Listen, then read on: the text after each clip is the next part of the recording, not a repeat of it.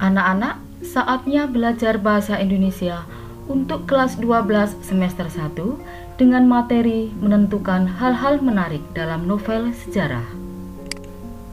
Dengan KD, mengidentifikasi informasi yang mencakup orientasi, rangkaian kejadian yang saling berkaitan, komplikasi, dan resolusi dalam cerita sejarah lisan atau tulis, dan mengonstruksi nilai-nilai dari informasi cerita sejarah dalam sebuah teks eksplanasi. IPK yang pertama, mendata informasi penting dalam novel sejarah dan menuliskan kembali nilai-nilai dalam novel sejarah. Anak-anakku, informasi penting dalam novel sejarah yang pertama, pengertian. Teks cerita sejarah adalah teks yang menjelaskan dan menceritakan tentang fakta dan kejadian masa lalu yang menjadi latar belakang terjadinya sesuatu yang mempunyai nilai sejarah. Sedangkan ciri-ciri teks sejarah yang pertama, disajikan secara kronologis atau urutan peristiwa atau urutan kejadian. Yang kedua, bentuk teks cerita ulang atau recount. Yang ketiga, struktur teksnya, orientasi, urutan peristiwa, dan reorientasi. Yang keempat, sering menggunakan konjungsi temporal. Dan yang kelima, isi berupa fakta. Jenis novel sejarah sebagai novel ulang atau recount. Yang pertama, recount pribadi, yaitu novel ulang yang memuat kejadian dengan melibatkan penulis secara langsung. Sedangkan recount faktual atau informasional adalah novel ulang yang memuat kejadian faktual seperti eksperimen ilmiah dan laporan polisi. Serta recount imajinatif, yaitu novel ulang yang memuat novel imajinatif dengan lebih rinci atau disebut juga novel sejarah. Struktur teks cerita sejarah yang pertama, pengenalan situasi cerita atau exposition atau orientasi. Dalam bagian ini, pengarang memperkenalkan latar cerita baik waktu, tempat maupun peristiwa. Selain itu, dikenalkan juga para tokoh, adegan dan hubungan antar tokoh. 2. Pengungkapan peristiwa. Dalam bagian ini disajikan peristiwa awal yang menimbulkan berbagai masalah, pertentangan ataupun kesukaran-kesukaran bagi para tokohnya. Yang ketiga, menuju konflik atau rising action, yaitu terjadi peningkatan perhatian, kegembiraan, kehebohan, ataupun keterlibatan berbagai situasi yang menyebabkan bertambahnya kesukaran tokoh. 4. Puncak konflik atau turning point atau disebut komplikasi. Bagian ini disebut juga klimaks. Pada bagian ini terjadi perubahan nasib para tokohnya. 5. Penyelesaian atau evaluasi atau resolusi. Pada bagian ini berisi penjelasan atau penilaian tentang sikap ataupun nasib-nasib yang dialami tokohnya setelah mengalami peristiwa puncak. Dan yang keenam adalah koda. Pada bagian ini menjadi penutup yang berisi komentar terhadap keseluruhan isi cerita. Komentar bisa disampaikan secara langsung oleh pengarang atau dengan mewakilkannya pada seorang tokoh. Dan tidak semua novel memiliki koda. Artinya, pembaca dibiarkan menebak sendiri penyelesaian cerita. Anak-anakku, berikutnya adalah menuliskan kembali nilai-nilai dalam novel sejarah. Nilai dalam karya sastra adalah hal-hal yang berupa nilai yang bisa dijadikan acuan perilaku hidup dalam kehidupan sehari-hari yang terdapat di dalam karya sastra. Contoh, nilai moral atau etik adalah nilai yang memberikan nasihat atau ajaran yang berkaitan dengan akhlak budi pekerti. Contohnya terdapat pada kalimat, juga sang Adipati Tuban Arya Tumenggung Wiluwatika tidak bebas dari kentutan Tuan Mahadewa. Sang Hyang Widi merestui barang siapa yang memiliki kebenaran dalam hatinya. Jangan khawatir, kepala desa, kurang tepat jawabanku kiranya. Ketakutan selalu menjadi bagian dari mereka yang tidak mau menegakkan keadilan. Kejahatan selalu jadi bagian dari mereka yang mengingkari kebenaran, maka melanggar keadilan. Dua-duanya busuk, dua-duanya sumber keonaran di bumi ini. Dan ia teruskan nasihatnya tentang kebenaran dan keadilan dari kedudukannya di tengah-tengah masyarakat dan para dewa. Nilai moral dalam teks tersebut adalah ketakutan membela kebenaran dan sama saja mereka melakukan kejahatan tersebut. Nilai budaya adalah nilai yang dapat memberikan suatu arti yang sangat mendalam dalam kehidupan bermasyarakat, peradaban, atau kebudayaan. Contoh, dan bila orang mendarat dari pelayaran, entah dari jauh, entahlah dekat, ia akan berhenti di satu tempat beberapa puluh langkah dari dermaga. Ia akan mengangkat sembah di hadapannya, berdiri setelah baginda. Sebuah tugu batu berpahat dengan prasasti peninggalan Sri Erlangga. Bila ia meneruskan langkahnya, semua saja jalanan yang dilaluinya, jalanan ekonomi sekaligus militer, ia akan selalu berpapasan dengan pribumi yang berjalan tenang, tanpa gegas, sekalipun di bawah matahari terik. Nilai budaya dalam kutipan tersebut adalah nilai budaya timur yang mengajarkan hidup tenang, tidak tergesa-gesa. Segala sesuatu selalu dihubungkan dengan kejadian alam dunia. Nilai sosial adalah nilai yang berkaitan dengan tata laku interaksi antar manusia dalam kehidupan sehari-hari. Contoh, sebagian terbesar pengantar sumbangan pria, wanita, tua, dan muda menolak disuruh pulang. Mereka bermaksud mengantarkan sumbangan juga, maka jadilah dapur raksasa malam itu juga. Dalam kutipan teks tersebut, nilai sosial tampak akan adanya pesta perkawinan, yaitu dengan menyumbangkan tenaga dan kesediaan untuk membantu apa saja yang diperlukan. Nilai religius adalah nilai yang berkaitan dengan ajaran keagamaan, yakni keterkaitan antara manusia dengan Tuhannya sebagai sumber ketentraman dan kebahagiaan. Contohnya, sebenarnya sangat banyak kejadian seperti itu yang terjadi kepadaku, sangat sering. Terkadang aku bingung dengan orang-orang yang tak peduli untuk menutup aurat mereka. Sungguh, sebenarnya apa arti jilbab bagi mereka?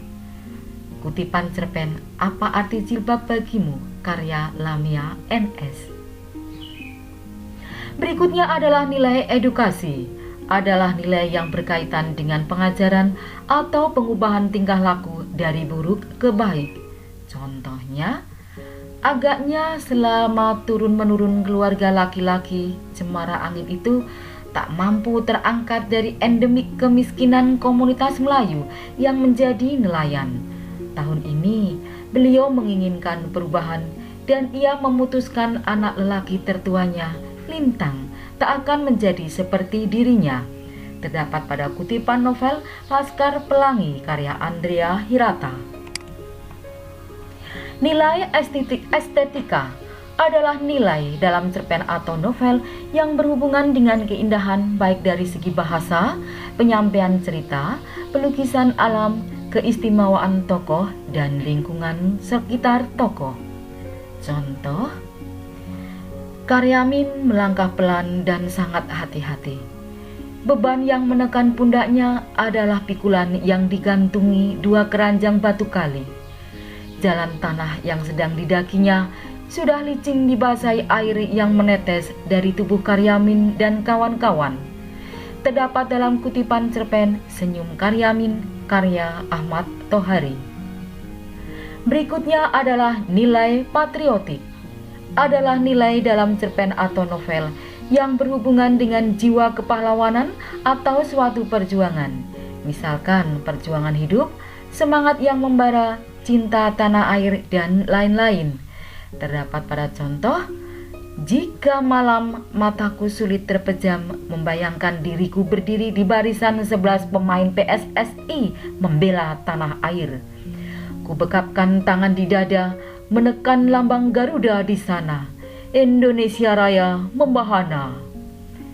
Kutipan novel 11 Patriot karya Andrea Hirata. Nilai psikologi adalah nilai dalam cerpen atau novel yang berhubungan dengan kondisi kejiwaan tokoh, misalkan antisosial, depresi, keterbelakangan mental, shock, halusinasi, delusi, emosi yang berlebihan, gangguan kejiwaan, dan lain-lain. Contoh, aku mulai shock dan bertanya-tanya, ada apa dengan diriku? Terutama dengan kedua mataku ini.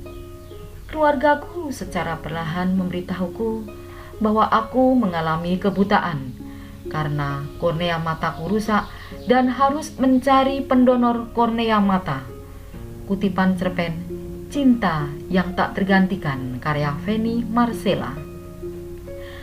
Nilai ekonomi adalah nilai dalam cerpen atau novel yang berhubungan dengan status atau kondisi ekonomi, perdagangan, atau permasalahan ekonomi di masyarakat. Contoh, kalau ada, mengapa biarkan dirimu melarat hingga anak cucumu teraniaya semua? Sedang harta bendamu yang kau biarkan orang lain mengambilnya untuk anak cucu mereka.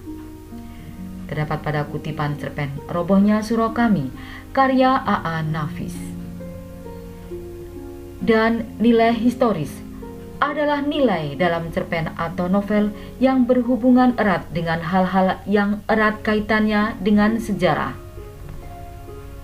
Contoh, jangankan mendengar nama Soekarno, Hatta, Syahrir, dan Tan Malaka, jangan pula menyebut peristiwa berdarah 30 September 1965. Terdapat pada kutipan novel Pulang karya Laila S. Khudori. Anak-anakku, berikutnya disajikan contoh konsep nilai, klasifikasi nilai, dan contoh peristiwa dalam teks cerita sejarah. Pada konsep nilai, hanya putra dari istri Padmi atau permaisuri utama yang dapat menggantikan raja sebagai putra mahkota, atau sikap rela atau legowo karena hanya anak dari istri ampean atau selir. Terdapat nilai budaya, contoh peristiwa atau perilaku tokoh dalam teks. Pangeran Diponegoro menolak keinginan ayahnya, Sultan Hamengkubuwono III, untuk diangkat menjadi Raja Mataram dengan alasan ibunya bukanlah seorang permaisuri. Pada konsep nilai, tidak rela harga diri seorang pangeran diinjak-injak oleh orang lain. Ada nilai budaya. Dan contoh peristiwanya, Pangeran Diponegoro mengangkat senjata karena Belanda memasang patok di tanah eyang buyutnya. Pada konsep nilai, ridha Allah atau Tuhan adalah ridha orang tua. Doa restu orang tua akan dikabulkan Tuhan. Terdapat nilai religius. Pada peristiwa, awalnya Pangeran Diponegoro mengangkat senjata terhadap Belanda pada tahun 1825. Sebelumnya, ia meminta restu ibunya untuk berperang. Anak-anakku, sekarang kita memasuki mengonstruksi nilai-nilai dari informasi cerita sejarah dalam sebuah teks eksplanasi. Teks eksplanasi merupakan teks yang berisi penjelasan tentang proses terjadinya suatu fenomena alam, sosial, politik, budaya, dan sebagainya. Penjelasan-penjelasan yang diungkapkan dalam teks eksplanasi menggunakan fakta-fakta yang dirangkai secara kronologis dan membentuk hubungan kausalitas atau sebab akibat. Perhatikan contoh. Pada peristiwa reformasi 1998, nilai politik, konsep nilai, pemerintah harus menjalankan kekuasaannya secara demokratis. Maka teks eksplanasinya adalah Konsep demokrasi Pancasila ala Orde Baru oleh banyak kalangan dianggap telah menjelma menjadi otoritarianisme. Orang-orang atau lawan politik yang berani mengkritik pemerintah dianggap subversif. Pemerintah tidak segan-segan memenjarakan mereka sehingga banyak orang sakit hati terhadap penguasa. Jumlah orang sakit hati ini makin banyak dan mendapat momentum untuk melawan, yakni saat terjadinya krisis ekonomi tahun 1998. Gerakan massa yang menuntut agar presiden turun marak di kota-kota seluruh tanah air. Akhirnya presiden menyatakan mengundurkan diri, meletakkan jabatan. Dan sekarang kita memasuki latihan. Anak-anak, cermati video cerita sejarah berikut. Dari video berikut, temukanlah struktur teks cerita asal mula berdirinya Majapahit pada menuju konflik atau rising action, puncak konflik atau turning point, dan penyelesaian atau evaluasi resolusi. Dan berikutnya, tentukanlah nilai yang terdapat pada cerita berikut. Asal mula berdirinya Majapahit. Asal mula kerajaan Majapahit diceritakan bahwa sudah Singasari mengusir Sriwijaya dari Jawa secara keseluruhan pada tahun 1290. Singasari menjadi kerajaan paling kuat di wilayah tersebut. Hal ini menjadi perhatian Kubilai Khan, seorang penguasa dinasti Yuan di Tiongkok. Ia mengirim utusan bernama Mengji ke Singasari yang menuntut upeti. Kertanegara, penguasa kerajaan Singasari yang terakhir, menolak untuk membayar upeti dan merusak wajah utusan tersebut serta memotong telinganya. Kubilai Khan pun marah lalu memberangkatkan ekspedisi besar ke Jawa pada tahun 1293 Masehi. Ketika itu Jayakatwang Adipati Kediri membunuh Kertanegara. Atas saran dari Arya Wiraraja, Jayakatwang memberikan pengampunan kepada Raden Wijaya, menantu Kertanegara, yang datang menyerahkan diri. Raden Wijaya kemudian diberi hutan tarik. Ia membuka hutan itu dan membangun desa baru yang diberi nama Majapahit. Nama itu diambil dari buah maja yang rasanya pahit. Ketika pasukan Mongolia tiba, Raden Wijaya bersekutu dengan pasukan Mongolia untuk bertempur melawan Jayakatwang. Raden Wijaya berbalik menyerang sekutu Mongolnya, sehingga memaksa mereka untuk menarik pulang pasukannya karena mereka berada di wilayah asing.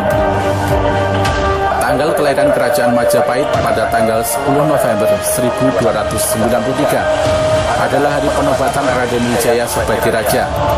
Ia dinobatkan dengan nama resmi Kertarajasa Jayawardhana. Masa awal kerajaan Majapahit.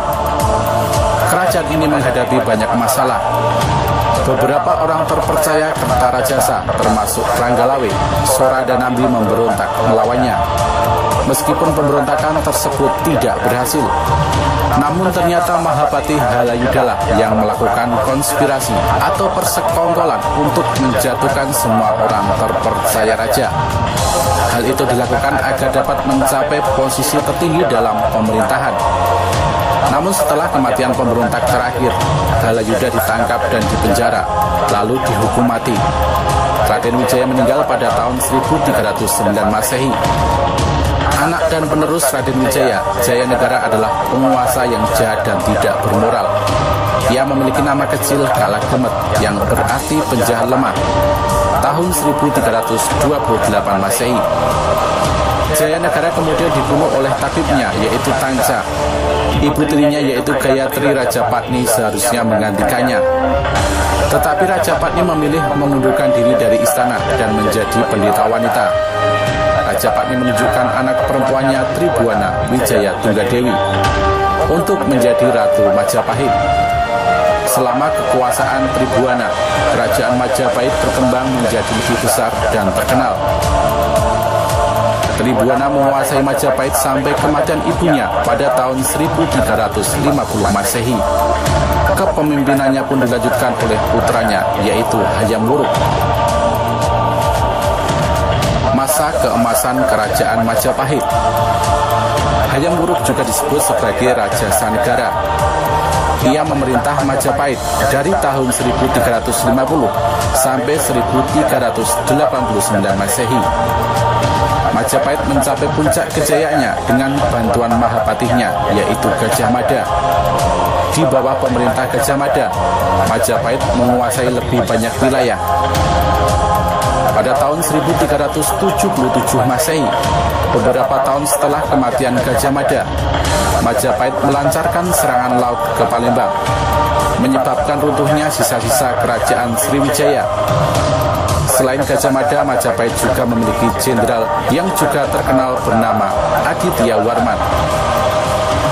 Ia terkenal karena penaklukannya di Minangkabau.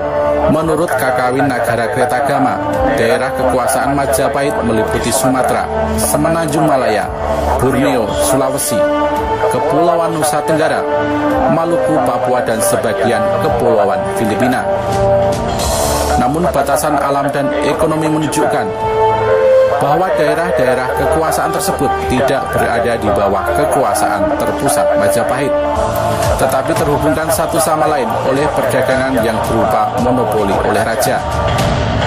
Majapahit juga memiliki hubungan dengan Champa, Kamboja, Siam, Burma bagian selatan, dan Vietnam, dan bahkan mengirim duta-dutanya ke Tiongkok. Keruntuhan Kerajaan Majapahit.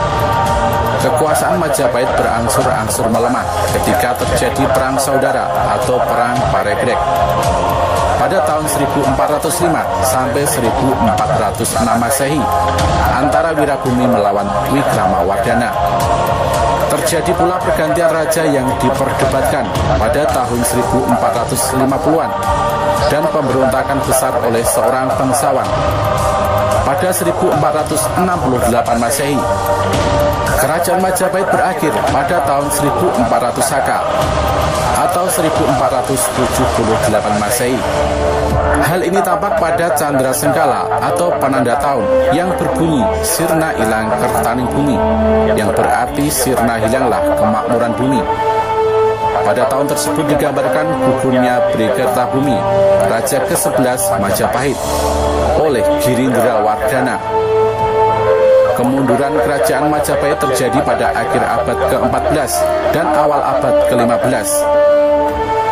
Pengaruh Majapahit di seluruh Nusantara mulai berkurang.